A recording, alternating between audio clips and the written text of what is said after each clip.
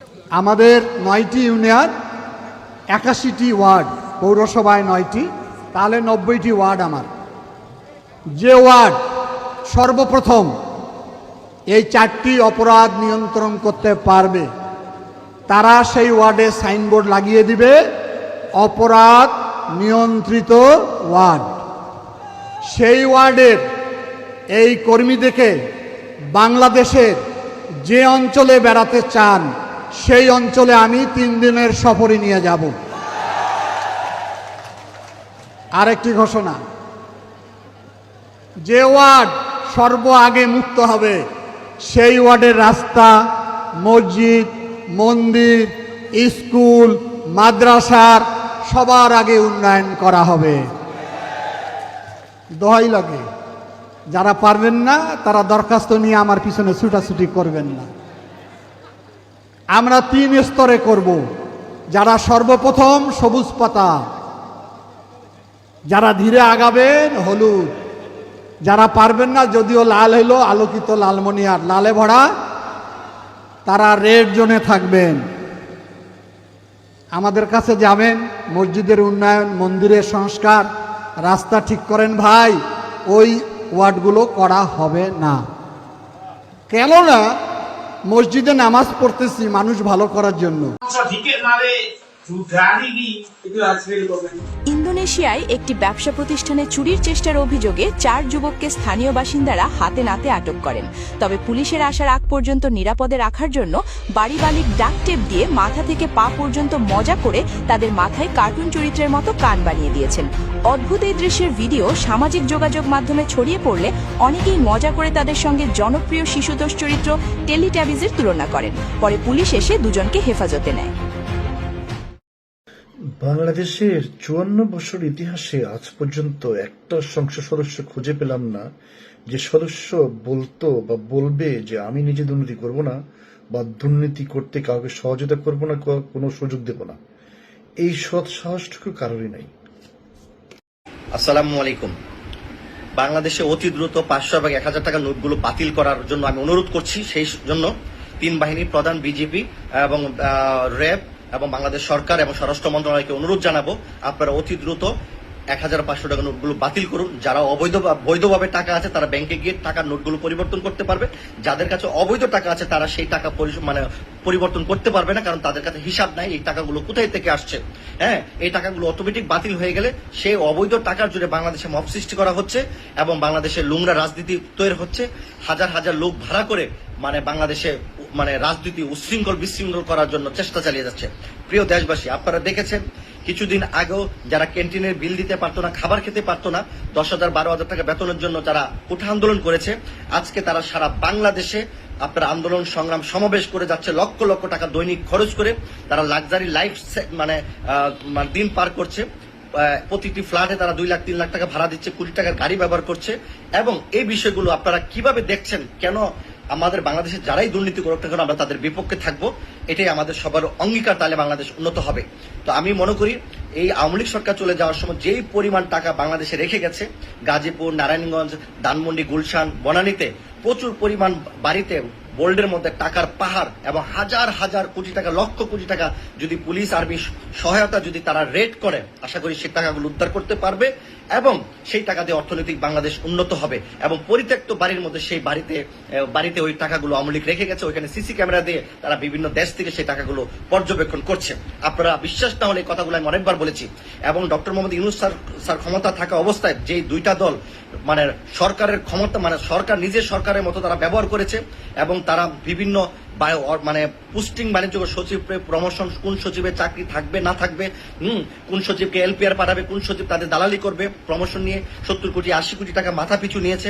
তিতাসের MD পরিবর্তন করেছে, আপনার স্টক এক্সচেঞ্জের এমডি চেয়ারম্যান পরিবর্তন করেছে, এনবিআর এর চেয়ারম্যান পরিবর্তন করেছে, আপনার যে ওয়াসার এমডি পরিবর্তন করেছে, দুদকের এমডি পরিবর্তন করেছে, বিভিন্ন বাংলাদেশ বিমানের চেয়ারম্যান পরিবর্তন করেছে, এমডি পরিবর্তন করেছে এবং বিভিন্ন ওষুধ কোম্পানির ড্রাগের এমডি চেয়ারম্যান পরিবর্তন করেছে। স্বাস্থ্যের ডিজি পরিবর্তন করেছে, এভাবে সারা বাংলাদেশে যত ডিজি স্বাস্থ্যের যত কার্যক্রম আছে এই দুইটা দল এনসিপি এবং জামাত শিবির তারা করেছে। এটা মিথ্যা কথা বলার কোনো সুযোগই নাই। ডক্টর মোহাম্মদ এই দুই দল ছাড়া তাদের কাছে কেউ সুযোগ পাইতো না।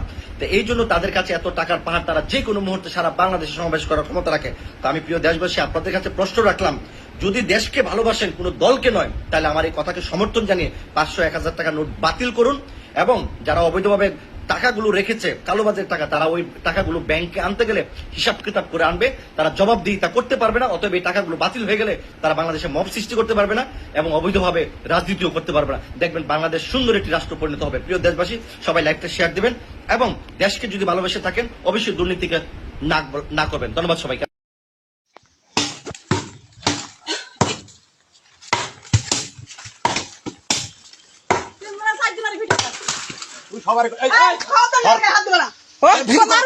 জুলাইয়ের এই গণভোটের রায় বাস্তবায়নের জন্য আরেকটি জুলাই বিপ্লব হবে, তারপরও রাজপথ আমরা ছাড়বো না। আপনারা ক্ষমতায় এসেছেন রক্তাক্ত জুলাইয়ের শহীদদের রক্তের উপর দাঁড়িয়ে ক্ষমতায় বসে আছেন। জুলাই গণ অভ্যুত্থান হয়েছিল আপনার আমার অংশগ্রহণের ফলে। এখন জুলাই গণ অভ্যুত্থানের পরে নতুন নতুন নেতা তৈরি হয়েছে, নতুন নতুন নেতৃত্ব আসছে। শিলং থেকে, লন্ডন থেকে নেতৃত্ব দেওয়া হয়েছিল নাকি জুলাই গণ অভ্যুত্থান। ফলে ভালো আপনারা নেতৃত্ব দিয়েছেন। আপনারা এখন জুলাইয়ের আকাঙ্ক্ষা বাস্তবায়ন করুন, আপনারা জুলাই সনদ বাস্তবায়ন করুন, আপনারা সংস্কার বাস্তবায়ন করুন। যদি জুলাই সনদ বাস্তবায়ন করতে না পারেন, যদি বিচার করতে না পারেন, তাহলে জুলাইয়ের নেতৃত্বের দাবিদার এ কথাটি ভুলেও মুখে আনবেন না। জুলাই জাদুঘর খুলে দিন এবং যারা জুলাই গণ অভ্যুত্থানে হত্যাকাণ্ড চালিয়েছিল তাদের বিচার নিশ্চিত করুন। আপনারা যে বিভিন্ন জেলায় উপজেলায় মামলা বাণিজ্য করেছেন, নিরীহ মানুষের নামে মামলা দিয়ে আপনারা দুর্নীতি এবং লুটপাট করেছেন, সেই হয়রানি থেকে মানুষকে মুক্তি দিয়ে যারা প্রকৃত অপরাধী তাদেরকে গ্রেফতার করে বিচারের আওতায় আনুন। আমরা ভারতকে যে দিয়েছি সেটা ভারত সারা জীবন মনে রাখবে। আজ আমরা আপনাদের সামনে উন্মোচন করব এমন এক কালো অধ্যায় যা হয়তো অনেকেই জানেন না। 2009 সাল থেকে 2024 সাল 15 বছর, এই দীর্ঘ সময়ে শেখ হাসিনা কিভাবে আমাদের প্রিয় মাতৃভূমিকে ভারতের কাছে বিকিয়ে দিয়েছেন তার হিসাব আজ আমরা নেব। আপনি কি জানেন যে চট্টগ্রাম বন্দর ব্যবহার করে ভারত প্রতি বছর হাজার হাজার কোটি টাকা সাশ্রয় করেছে, অথচ আমরা কিছুই পাইনি? আপনি কি জানেন যে আমাদের রেলপথ তৈরি হয়েছে ভারতের স্বার্থে, আমাদের নয়? আজ আমরা দেখব কিভাবে হাসিনা সরকার আমাদেরকে বানিয়েছিল ভারতের অর্থনৈতিক উপনিবেশ, আর কিভাবে 5ই আগস্টের পর আমরা সেই গোলামি শিকল ভাঙতে শুরু করেছি। শুরু করি বন্দর দিয়ে। হাসিনা সরকার ভারতকে দিয়েছিল চট্টগ্রাম এবং মংলা বন্দর ব্যবহারের সুবিধা। উদ্দেশ্য ছিল ভারতের উত্তর পূর্বাঞ্চলীয় রাজ্যগুলোতে পণ্য পাঠানো। এতে ভারতের কত লাভ হয়েছে জানেন? তাদের পরিবহন খরচ কমেছে 60%, সময় সাশ্রয় হয়েছে 70%, অর্থাৎ প্রতি বছর তারা সাশ্রয় করেছে হাজার হাজার কোটি টাকা। আর আমাদের কি লাভ হয়েছে? আমাদের বন্দরে ভিড় বেড়েছে, আমাদের নিজস্ব পণ্য পরিবহনে বিলম্ব হয়েছে, ভারতীয় ট্রাকের ধুলোয় আমাদের রাস্তা নষ্ট হয়েছে, আর আমরা পেয়েছি কিছু ট্রানজিট ফি যা তাদের সাশ্রয়ের তুলনায় অত্যন্ত নগণ্য। শুনে অবাক হবে, নদীপথে প্রতি টন পণ্যের জন্য বাংলাদেশ চার্জ করে মাত্র 277 টাকা, অথচ বাণিজ্য মন্ত্রণালয়ের মূল কমিটি সুপারিশ করেছিল 1058 টাকা। মানে আমরা 4 ভাগের 1 ভাগ দামেই তাদের সেবা দিয়েছি। এটাকেই কি বলে পারস্পরিক সহযোগিতা? এটা তো একতরফা দানের মতো। আমাদের কৌশলগত সম্পদ ব্যবহার করে তারা কোটি কোটি টাকা সাশ্রয় করলো, আর আমরা থাকলাম হাত পেতে।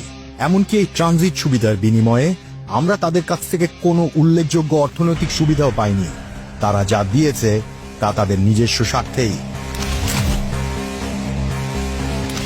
এবার আসি রেল ও সড়ক সংযোগের গল্পে। আখাউড়া আগরতলা রেল লিংক, খুলনা মংলা বন্দর রেল লাইন, এসব প্রকল্প ভারতীয় ক্রেডিট লাইনে করা হয়েছে। কিন্তু দেখুন এই প্রকল্পগুলোর মূল উদ্দেশ্য কি ছিল? এগুলো প্রাথমিকভাবে ভারতের উত্তর পূর্বাঞ্চলের সাথে যোগাযোগ উন্নত করার জন্য তৈরি করা হয়েছে। আমাদের নিজস্ব অবকাঠামোগত অগ্রাধিকার ছিল গৌণ। আর আমাদেরকে এই $8 বিলিয়ন বেশি ঋণ দিয়ে তারা কি করেছে? এই ঋণের শর্ত ছিল যে সব কাজ করতে হবে ভারতীয় ঠিকাদার দিয়ে, সব মালামাল কিনতে হবে ভারত থেকে। মানে তারা আমাদের ঋণ দিয়েছে তাদের নিজস্ব কোম্পানিগুলোকে কাজ দেবার জন্য। আমাদের স্থানীয় উদ্যোক্তারা, আমাদের শ্রমিকরা কোনো সুবিধাই পেল না। এমনকি ঋণের টাকাও ভারতেই থেকে গেল, কারণ এই টাকার বেশিরভাগ অংশই তাদের ঠিকাদার এবং শ্রমিকদের পেছনেই খরচ হয়েছে। এটা কোন ধরনের উন্নয়ন সহযোগিতা? এটা তো বাংলাদেশের নামে ভারতের অর্থনীতি শক্তি করার ফন্দি। আর এদিকে এখন আমাদের ঘাড়ে বিশাল ঋণের বোঝা। এই ঋণ শোধ করতে গিয়ে আমাদের ভবিষ্যৎ প্রজন্মকে কষ্ট করতে হবে। আর এসবের বিনিময়ে আমরা পেয়েছি মূলত ভারতের স্বার্থে কাজ করা এমন এক অবকাঠামো যা আমাদের নিজেদের কোনো কাজেই আসবে না। শেখ হাসিনা টিকে রাখার জন্য যা যা করার আমি ভারতবর্ষ সরকারকে সেটা অনুরোধ করি। এখানেই শেষ নয়। হাসিনা সরকার 2009 সাল থেকে 2024 সালের জুন পর্যন্ত নিয়েছে 44.38 বিলিয়ন ডলারের বৈদেশিক ঋণ। এর মধ্যে 14.01 বিলিয়ন ডলার এসেছে চীন, রাশিয়া আর ভারত থেকে। জানেন কি, 2009 সালে আমাদের মোট বৈদেশিক ঋণের পরিমাণ ছিল মাত্র 23.5 বিলিয়ন ডলার, আর 2024 সালের জুন মাসে এসে তা দাঁড়িয়েছে 103.78 বিলিয়ন ডলারে। মানে 15 বছরে ঋণ বেড়েছে 341%। মাথাপিছু বৈদেশিক ঋণ 2009 সালে ছিল মাত্র $150, আর এখন তা দাঁড়িয়েছে $604। মানে প্রতিটি বাংলাদেশী এখন বহন করছে 4 গুণ বেশি ঋণের বোঝা। এই ঋণের সুদ শোধ করতে গিয়ে আমাদের বৈদেশিক মুদ্রার রিজার্ভ প্রায় শূন্যের কোঠায়। 2023-24 অর্থ বছরে প্রথমবারের মতো আমাদের ঋণ সেবা খরচ $3 বিলিয়ন অতিক্রম করেছে। এবার আসি তিস্তা নদীর গল্পে। এটা আমাদের জন্য সবচেয়ে বেদনাদায়ক অধ্যায়। বছরের পর বছর ধরে আলোচনা, চুক্তি, প্রতিশ্রুতি, কিন্তু কোনো সমাধান নেই। উত্তরবঙ্গের কৃষকরা পানির জন্য হাহাকার করছেন। আমাদের কৃষি ও পানি নিরাপত্তার জন্য তিস্তার পানি অত্যন্ত গুরুত্বপূর্ণ, কিন্তু পশ্চিমবঙ্গের বিরোধিতার কারণে ভারত তিস্তা পানি বন্টন চুক্তি বাস্তবায়ন করেনি। আশ্চর্য ব্যাপার হলো, অন্য সব ক্ষেত্রে ভারত তার রাজ্য সরকারের মতামত উপেক্ষা করে কেন্দ্রীয় সিদ্ধান্ত চাপিয়ে দেয়, কিন্তু তিস্তার ক্ষেত্রে তারা পশ্চিমবঙ্গের বিরোধিতাকে অজুহাত হিসেবে ব্যবহার করে। কিন্তু ঠিক সেই একই সময়েই তারা আমাদের সাথে প্রতিরক্ষা সহযোগিতা চুক্তি করেছে। $500 মিলিয়ন ক্রেডিট লাইন দিয়েছে সামরিক সামগ্রী কেনার জন্য, কিন্তু শর্ত হলো সব কিনতে হবে ভারত থেকে। এর মানে হলো আমাদের করে যাব ইন্ডিয়ার মডেল অনুসরণ করুন। তারা হিন্দুত্ববাদে তাদের উচ্চ শিক্ষিত, মধ্য শিক্ষিত, নিম্ন শিক্ষিত সব লোক একাট্টা, চাণক্যের নীতিতে তারা একাট্টা।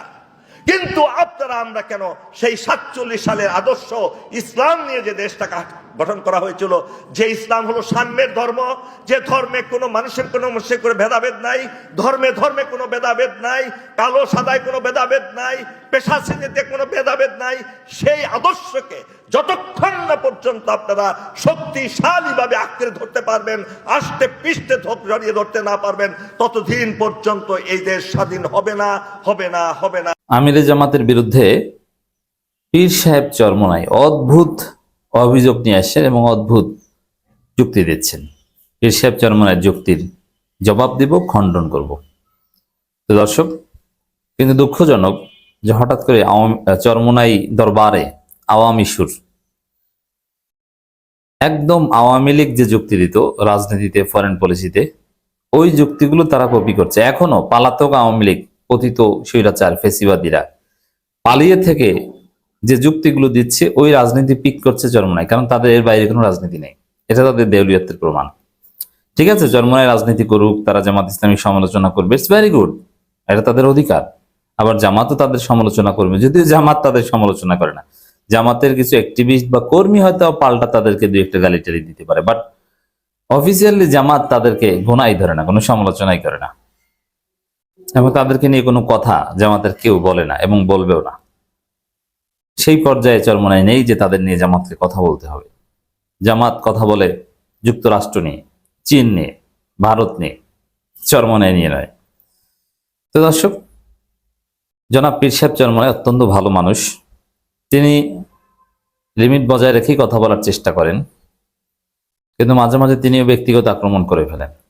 পীর সাহেব চরমনাইয়ের একটা রেপুটেশন আছে, আমরা তার প্রশংসা করি যে তিনি ভদ্র কথা বলেন, কিন্তু শায়েখে চরমনাই লিমিট ক্রস করে ফেলেছেন অনেক আগেই।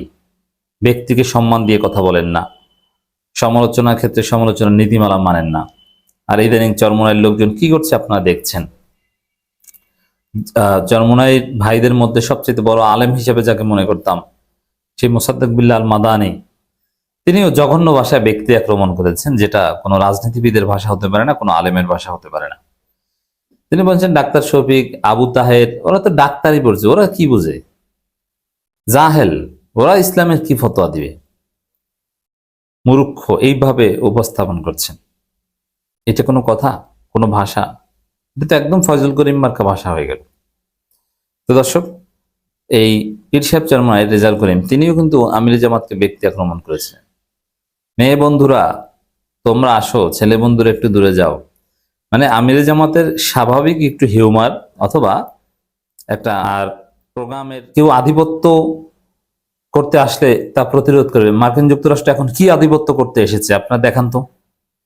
আর প্রথম কথা হচ্ছে, যে কারণে যেটাকে আধিপত্য বলছেন, যে সংসদ ভবনে দক্ষিণ প্লাজায় তাদের 250তম স্বাধীনতা দিবস উদযাপন, এই অনুমতিটা দিয়েছে বিএনপি সরকার। ওইখানে গুরুত্বপূর্ণ ছিল বিএনপি সরকারের লোকজন, ডেপুটি স্পিকার ছিলেন, তিনিও পরীক্ষিত বন্ধু বলেছেন, প্রধানমন্ত্রী ট্রাম্পকে চিঠি দিয়েছেন, চিফ হুইপ ছিলেন, স্বরাষ্ট্রমন্ত্রী পররাষ্ট্রমন্ত্রী ছিলেন, তাদেরকে কিছু বললেন না, তাদের কোনো বক্তব্যকে ইঙ্গিত করে কোনো সমালোচনা নাই। আর আমিরে জামাতেরটা আপনি ইঙ্গিত করে পিক করে সমালোচনা করছেন, তাহলে আপনার সমালোচনা উদ্দেশ্যমূলক, জামাতের পেছনে লেগে থাকাই আপনার কাজ। ফরেন পলিসি, হ্যাঁ, মার্কিন যুক্তরাষ্ট্রের সাথে বাংলাদেশের অতি ঘনিষ্ঠতা থাকলে বা সেই গোপন চুক্তি নিয়ে বলেন, সেটা তো আমরাও বলি, কিন্তু আপনি আমিরে জামাতকে টার্গেট করে এগুলো কি বলছেন? তিনি তো বিরোধী দলীয় নেতা, তো এখানে তার দায়টা কি? পীর সাহেব চরমোনাইর এই যে প্রচারণা, যে না আধিপত্যবাদ, আওয়ামী লীগ কিছুদিন আগে মনে আছে শেখ হাসিনা ট্রাম্পের ছবি নিয়ে মিছিল করার নির্দেশ দিয়েছিল, এখন তারা এসেছে 71 গল্প শোনাতে। না, এটা তো আমাদের স্বাধীনতার বিরোধী ছিল, তাদের সাথে তাদের স্বাধীনতা দিবস কেন উদযাপন হবে? অথচ মার্কিন যুক্তরাষ্ট্রের স্বাধীনতা দিবস না, যে কোনো দেশের স্বাধীনতা দিবস বাংলাদেশের ভূখণ্ডে সবসময় উদযাপিত হয়, এটা প্রত্যেক বছর হয়। এরা জানে না, অথবা যেন এখন না জানা ভান ধরছে। এটা আওয়ামী প্রোপাগান্ডা, তাতে সুর মিলিয়েছেন পীর সাহেব চরমোনাই।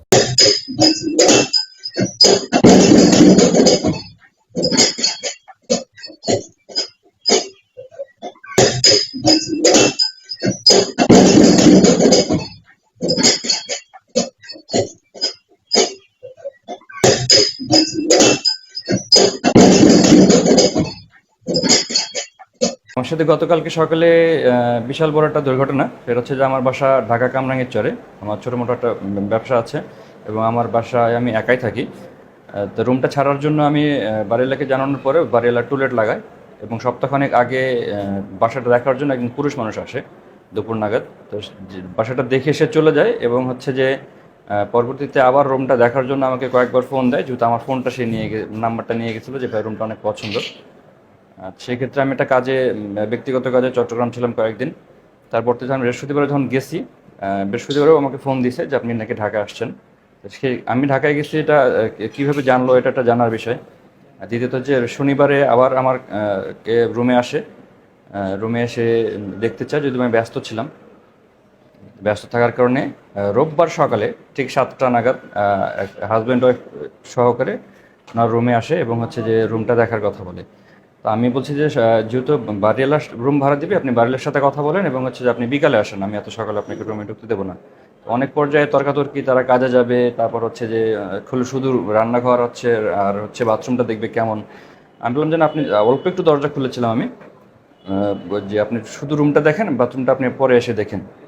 একটা পর্যায়ে মহিলা মানুষটা আমার অনেক কাছে চলে আসার কারণে আমি যখন সরে আসি তখন হচ্ছে মহিলা মানুষ চট করে ঢুকে পড়ে রান্নাঘর হচ্ছে বাথরুমটা তারা দেখে। ব্যাক করে যাওয়ার সময় যখন একটু দরজাটা খুব বেশি খোলা হয়ে গেছে, তখন সে পুরুষ মানুষটা আমাকে অনেক জোরে জাপড়া ধরে এবং মাটিতে ফেলে দেয় এবং গলা অনেক জোরে চেপে ধরে। আমি যখন খুব জোরে ফ্লোর থেকে দাঁড়ানোর পরে মহিলা মানুষটার আমার রানে এবং দুটো ইঞ্জেকশন পুশ করার পরে আমি আমার শক্তি দিয়ে রুমের বাইরে যখন বের হয়ে আসি, চিল্লাচিল্লি করি, তখন ফ্ল্যাটের লোকজন এসে তাদেরকে ধরে ফেলে এবং তাদেরকে জিজ্ঞাসাবাদ করার পরে ওনারা উল্টো ধরনের কথা বলতেছিল, ঠিক আছে।